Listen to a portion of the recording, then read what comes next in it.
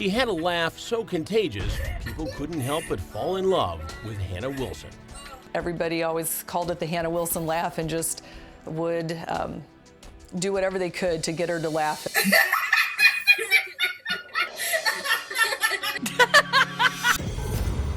One horrible night, that laughter was silenced. A warning.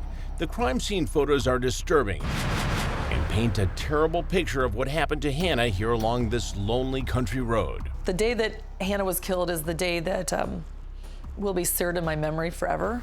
Hannah's beaten and bloody body found face down. Probably right in this area. But what Hannah did in those last few precious seconds of her life may help police catch a possible serial killer. I've often said, selfishly, why didn't you take somebody else's daughter that night? When Robin Wilson sent her oldest daughter Hannah off to the University of Indiana in Bloomington, she was a little more nervous than the typical college parent. It always bothered me from the very beginning how unsafe the street was that Hannah lived on. The street was so dark you could not see the hand in front of your face. In the light of day, Bloomington looks bright and friendly, filled with studious kids. But the quaint college town has a dark secret. Beautiful young co-eds keep disappearing off the streets. At least 2 have turned up dead. It was 2000 when 19-year-old freshman Jill Berman disappeared. Her skeletal remains found 3 years later. She was killed by a single gunshot wound to the head.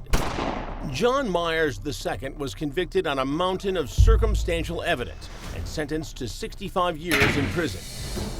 And then there's Lauren Spearer. We just need Lauren. We need our daughter. We covered the story of the petite blue-eyed blonde who went out for a night of heavy partying with some buddies at this Bloomington hotspot, Kilroy's. She was last seen alone at this intersection in the wee hours of the morning.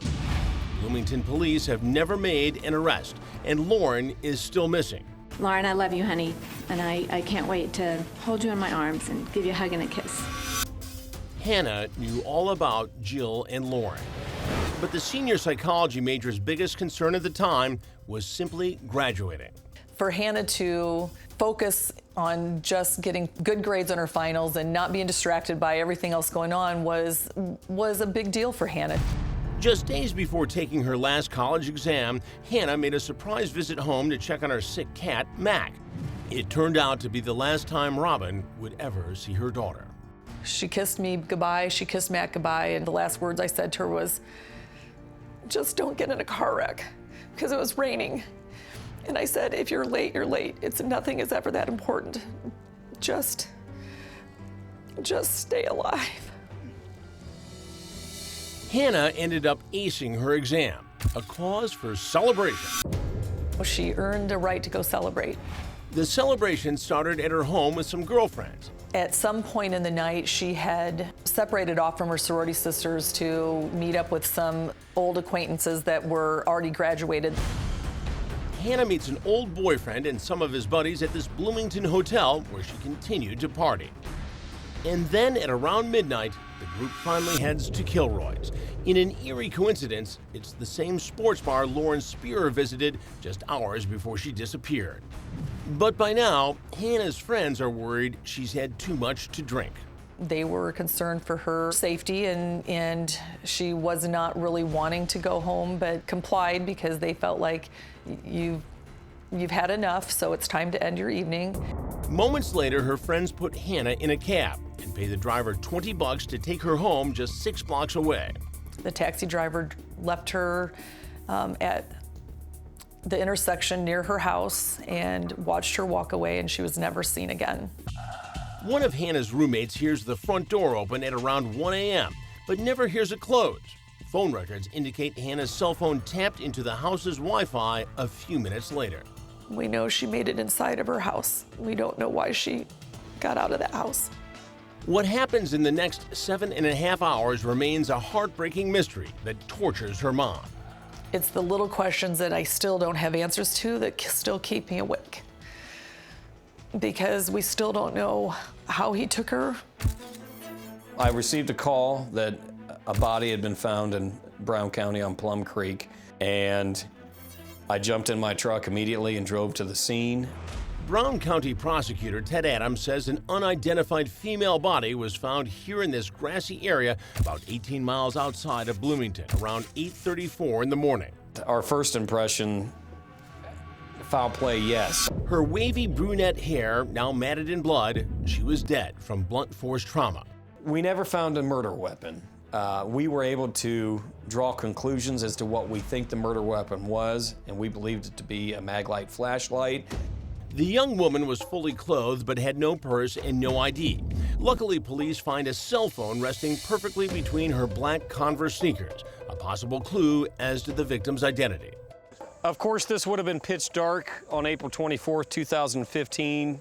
Around 3 a.m. is when I think it happened. But in broad daylight, at her feet was a bright red cell phone.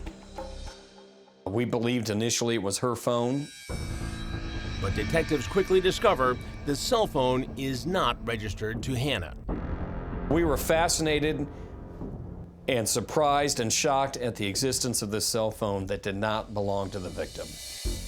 If it wasn't Hannah's, could it be the killer's? I remember one of the lead detectives called me, and I mean, it was shock. I thought, well, what the heck? An hour away, Robin Wilson gets a call from the Bloomington police saying there had been an incident with Hannah. Her friends had just reported her missing. Police tell Robin her daughter's roommate woke up to find their front door wide open. She discovers Hannah's phone and purse in her room, but Hannah's nowhere to be found. Running through my mind, what all do I need to do if my daughter's missing? What pictures do I need to do? Where do I get posters made? By the time Robin arrives, police are pretty sure they have found Hannah. I got to the state police post, and then they showed me a picture and asked me if that was my daughter. And I said it was. And the next words out of his mouth were, "We have her body." So I asked, who did this to her? Who? Up next, cops close in on the killer and catch him red-handed. He dropped that bag, and in that bag was those critical pieces of evidence, which had her DNA and her blood on them.